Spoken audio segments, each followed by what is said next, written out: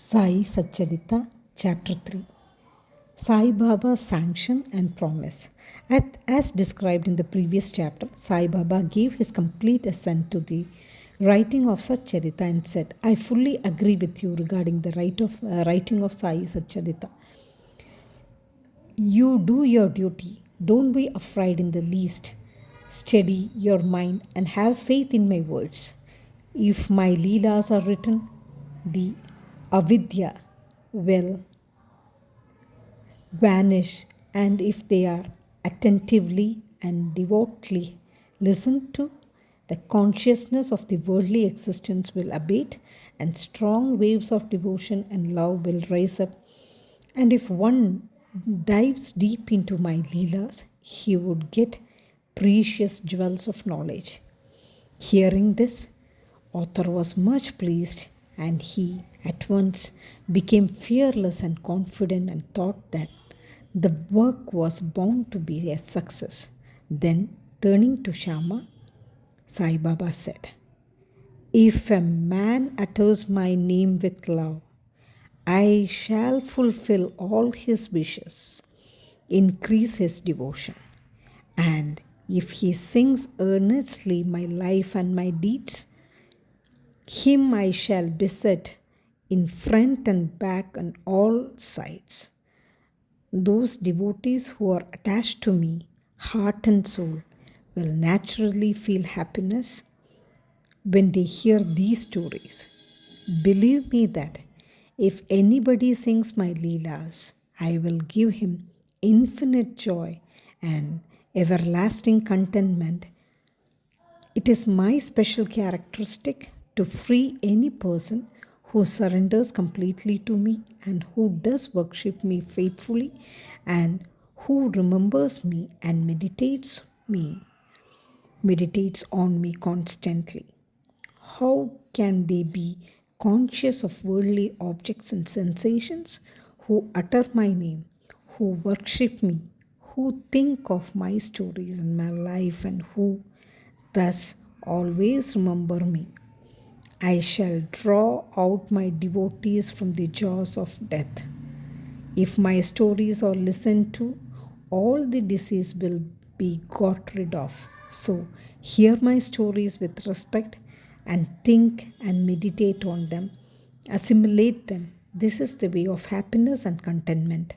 The pride and egoism of my devotees will vanish. The mind of the hearers will be set at rest, and if it has wholehearted and complete faith, it will be one with supreme consciousness. The simple remembrance of my name as Sai, Sai will do away with sins of speech and hearing. Different works assigned to devotees. The Lord entrusts different works to different devotees. Some are given the work of building temples and mats or ghats on rivers. Some are made to sing the glories of God. Some are sent on pilgrimages. But to me was allotted the work of writing the Satcharitra. Being a jack of all trades but master of none, I was quite unqualified for this job. Then, why should I undertake such a difficult job? Who can describe the true life of Sai Baba? Sai Baba's grace alone can enable one to accomplish this difficult work. So, when I took up the pen in my hand, Sai Baba took away my egoism and wrote himself his stories. The credit of relating these stories, therefore, goes to him and not to me. Though Brahmin by birth, I lack the two eyes of Shruti, Smruti, and therefore was not at all capable of writing the Satcharitra. But the grace of the Lord makes a dumb man talk, enables a lame man to cross a mountain. He alone knows the knack of getting things done as he likes. Neither the flute nor the harmonium knows how the sounds are produced. This is the concern of the player. The oozing of Chandrakant jewel and the surging of the sea are not due to the jewel and the sea, but to the rays of the moon. Baba's stories as beacon light, Lighthouses are constructed at various places in the sea to enable the boatman to avoid rocks and dangers and make them sail safely. Sai Baba's stories serve a similar purpose in the ocean of worldly existence. They surpass nectar in sweetness, make our worldly path smooth and easy to traverse. Blessed are the stories of the saints when they enter our hearts through the ears, the body consciousness or egoism, and the sense of duality vanish. And when they stood in the heart, doubts fly out to all sides, pride of the body will fail, and wisdom will be stored in abundance. The description of Baba's pure fame and the hearing of the same with love will destroy the sins of devotee, and therefore, this is the simple sadhana for attaining salvation. The sadhana for Kruta age was Shama Dhamma, tranquility of mind and body. For Treta age, sacrifice. For Dwapara, worship. And for Kali, that is the present age, it is singing of the name and glory of the Lord. This last sadhana is open to all the people of four varnas, Brahmins, etc. The other sadhanas, Yog, Tyag, Dhyan, and Dhyan Dharana, are very difficult to practice, but singing and hearing the stories and the glory of the Lord is very easy. We have only to turn our attention towards them.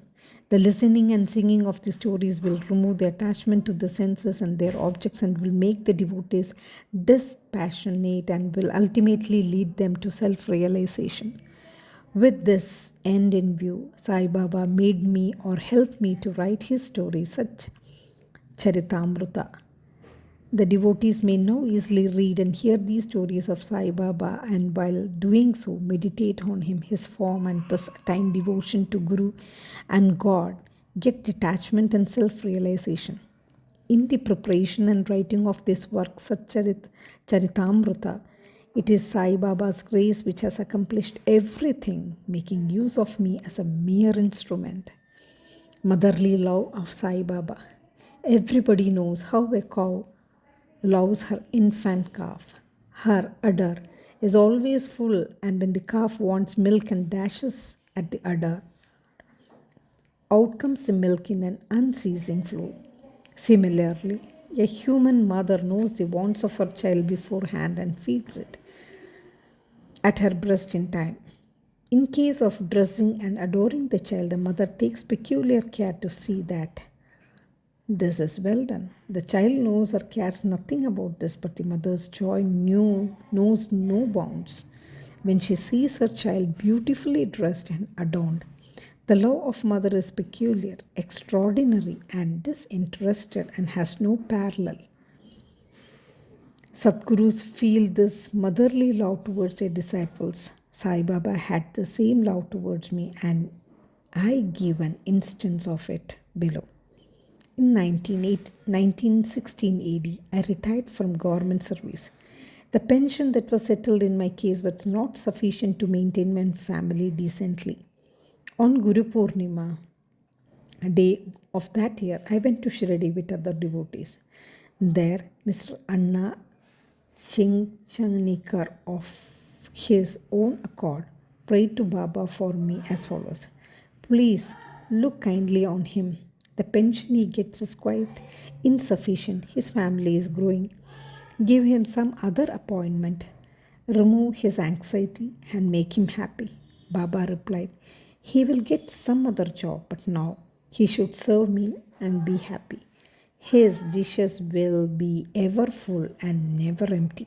He should turn all his attention towards me and avoid the company of atheists, irreligious, and wicked people. He should be meek and humble towards all and worship me heart and soul. If he does this, he will get eternal happiness. The question, who is he whose worship is advocated, is already answered in a note on who is Sai Baba in the prologue at the beginning of this work. Rohilla's story. The story of Rohilla illustrates Sai Baba's all-embracing love. One Rohilla, tall and well built, strong as bull, came to Shirdi wearing a long kafni and was enamored of the Sai, who stayed there day and night. He used to recite in a loud and harsh tone the kalma and shout, Allahu Akbar. God is great. Most people of Shirdi were working in their fields by day. When they returned to their homes at night, they were welcomed with Rohilla's harsh cries and shout.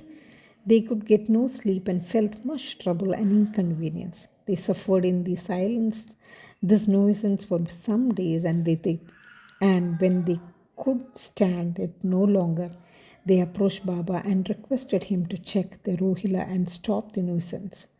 Baba did not attend to their complaint. On the contrary, Baba took the villagers to task and asked them to mind their own business and not the Rohilla. He said to them that Rohilla had got a very bad wife who tried to come in and trouble the Rohilla and himself. But hearing the Rohilla's prayers, she dare not enter, and they were at peace and happy. In fact, Rohilla had no wife, and by his wife, Baba meant Durbuddhi, that is, bad thoughts. As Baba liked prayers and cries to God better than anything else, he took the side of Rohilla and asked the villagers to wait and suffer the nuisance, which would abate in due course. Baba's sweet and nectar-like words.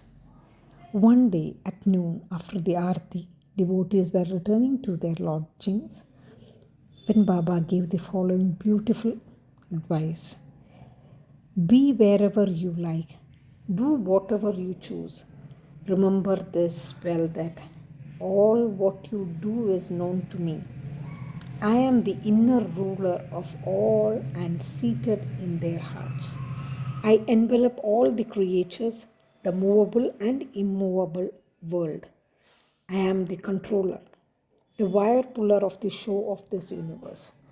I am the mother, origin of all beings, the harmony of three gunas, the propeller of all senses, the creator, preserver, and destroyer.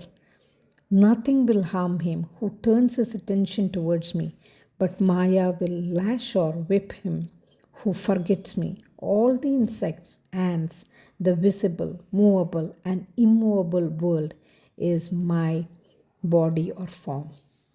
Hearing these beautiful and precious words, I at once decided in my mind to serve no man henceforward but my Guru only. But the reply of Baba to Anna Chingchaling Chanikar is query, which was really mine, that I would get some job, began to revolve in my mind, and I began to think whether it would come to happen. As future events showed, Baba's words came true and got a government job. But that was of short duration. Then I became free and solely devoted myself to the service of my Guru Sai Baba. Before concluding this chapter, I request readers to leave out the various hindrances: indolence, sleep, wandering of mind, attachment to senses, etc., and turn their whole and undivided attention to these stories of Sai Baba. Let their love be natural. Let them know the secret of devotion. Let them not exhaust themselves by other sadhanas. Let them stick to this one simple remedy, that is, listening to Sai Baba's stories. This will destroy their ignorance and will secure for them salvation.